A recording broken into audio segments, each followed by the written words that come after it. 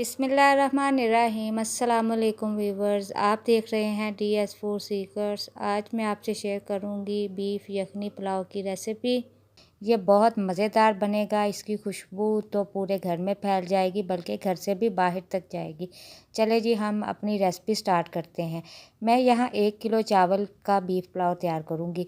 यहाँ मैंने 1 किलो चावल लिए हैं, जिसे मैंने आधा घंटा पहले अच्छी तरह धोकर भिगो दिया था। यखनी पुलाव बनाने के लिए मैंने 1 किलो बीफ लिया है, जिसे मैंने बॉयल कर लिया है, साथ इसके यखनी भी तैयार की है। चले हम पुलाव बनाना स्टार्ट करते हैं। यहाँ कढ़ाई में हम ऑयल ऐड करेंगे। मैं 1.5 कप ऑयल ऐड करूँगी और साथ अब हम इसमें खड़े मसाले ऐड करेंगे। इसके साथ ही इसमें हम 3 दरमियाने साइज़ के स्लाइस में कटे हुए प्याज ऐड करेंगे और प्याज को कुक करेंगे। पहले हम इसका कलर लाइट सा गोल्डन होने देंगे, फिर उसके बाद हम इसमें लहसुन अदरक पेस्ट ऐड करेंगे। इसे अच्छे से मिक्स करेंगे। प्याज को हमने यहाँ पर गोल्डन ब्राउन करना है, जलाना नहीं है, ताकि हमारे पुलाव का अच्छा सा कलर आए। अब प्याज यहाँ पर गोल्डन ब्राउन सा हो चुका है। इसमें टमाटर ऐड करते हैं। 2 दरमियाने साइज़ के बारीक कटे टमाटर ऐड किए हैं। इसे अच्छे से मिक्स करते हैं। अब साथ ही इसमें 3 से 4 बारीक कटी हुई हरी मिर्ची ऐड करेंगे। इसके साथ हम इमली ऐड करेंगे, जो कि मैंने पहले से पानी में भिगो के रखी थी। ये आधा कप इमली है। इसे अच्छे से हम मिक्स करेंगे। इससे हमारा पुलाव बहुत मज़े का बनेगा। अब हम इसमें स्पाइसेस ऐड करते हैं। हमने जब बीफ को बॉयल किया था तो उस वक्त भी उसमें नमक ऐड किया था, तो इसलिए यहाँ पर हम नमक की मिकदार का ध्यान रखेंगे। 1 चम्मच भरकर नमक, आधा चम्मच सुरख मिर्च पाउडर, आधा चम्मच ज़ीरा पाउडर और 1 चम्मच भरकर सूखा धनिया पाउडर और साथ आधा चम्मच गरम मसाला ऐड करेंगे। इसे अच्छे से हम मिक्स करेंगे। थोड़ा सा पानी ऐड करेंगे। अब हम इसमें 2 चम्मच कसूरी मेथी ऐड करेंगे। इसका भी बहुत अच्छा सा जायका आएगा हमारे पुलाव में। ये खुशबू आना स्टार्ट हो चुकी है। माशाल्लाह से हमारे मसाले भून रहे हैं। हम यहाँ पर थोड़ा सा पानी ऐड करके मसाला भूनेंगे, ताकि ये जलने ना पाए। अब हम इसमें अपना बॉयल किया हुआ बीफ ऐड करेंगे। अच्छे से मिक्स करेंगे। 3 से 4 मिनट तक बीफ की भुनाई करेंगे। ये बहुत मज़ेदार हमारा बीफ पुलाव बनकर तैयार होगा। पुलाव बनाने के लिए जब भी आप चावलों को भिगोते हैं तो कोशिश करें कि आधा घंटा से कम ना भिगोएं, क्योंकि चावल जितना ज़्यादा भिगोएंगे उतना ज़्यादा चावल लंबा होगा, उतना चावल जायकेदार बनेगा। इसके अंदर अब हम इसमें यखनी ऐड करेंगे।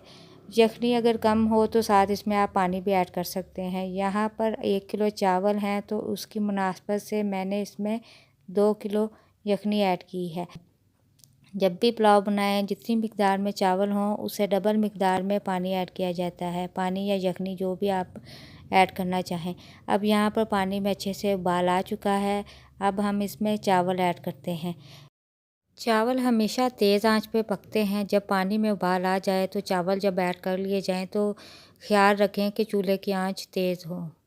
चावल हमने ऐड कर दिए हैं। अब हल्का सा इसमें चम्मच हिलाएंगे। बार बार चम्मच नहीं चलाएंगे, वरना हमारे चावल टूट जाएंगे।